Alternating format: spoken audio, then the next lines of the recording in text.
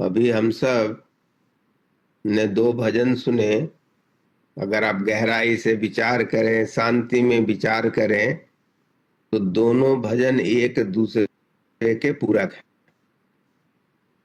क्योंकि मन जो दर्पण जैसा है, जैसा भजन में सुना आपने, पर दर्पण में अगर धूल के छींटे हों, धूल के कण हों, तो दर्पण साफ नहीं रहता, तो हम अपना चेहरा भी साफ नहीं देख सकते।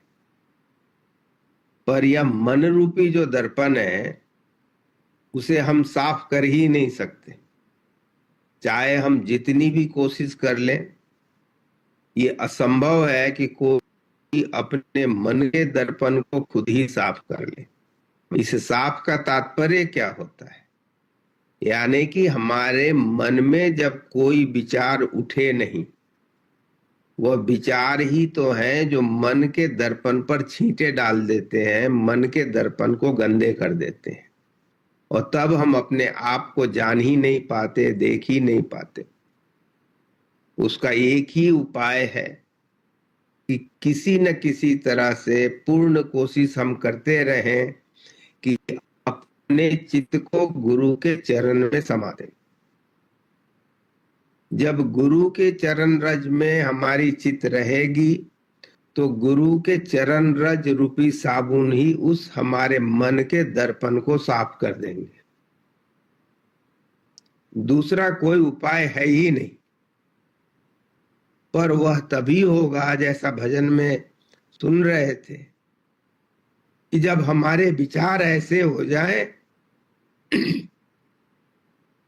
कि अगर हम आपसे कुछ और मांगे तो रान ही हर ले।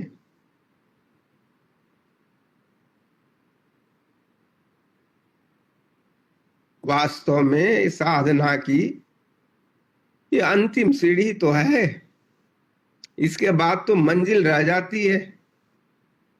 पर दोनों में कुछ भी अपने हाथ में नहीं है। जो लोग साधना करते हैं वो जानते हैं कि मन में हम कितने भी विचार कर लें, जब हम ऐसे करेंगे कर नहीं सकते। बस एक ही उपाय है कि उस गुरु के चरण कमल में अपने मन को लगाने का कोशिश करें, अपने चित्त को लगाने का कोशिश करें। पर वह कहने को तो बहुत ही आसान है, और वास्तव में अगर दृढ़ इच्छा हो तो आसान भी है। पर उसे हम मुश्किल इसलिए बना देते हैं कि हम अपने विचार को उसमें हम लगा ही नहीं पाते। हमारे विचार में रहता है, वो जैसे कहते हैं, एक सेइंग है कि क्रंची भी हो, जैसे बिहार में उसको कहते हैं कि सोनो भी हो मुरमुरा भी, दोनों संभव नहीं है। उसी प्रकार से हम चित्त लगाए रखें संसार में और अध्यात्म की प्राप्ति हो जाए, संभव नहीं। पर यह निश्चित तौर पर कहा जा सकता है कि जो वास्तव में अपने चित्त को अध्यात्म में लगाते हैं, निश्चित तौर पर हम कह सकते हैं कि उनका संसार भी सुंदर हो जाता है। बस इतना ही फर्क है। संसार की तरफ मन लगाएंगे तो अध्यात्म नहीं मिलेगा, और संसार में भी आप संतुष्ट नहीं हो पाए।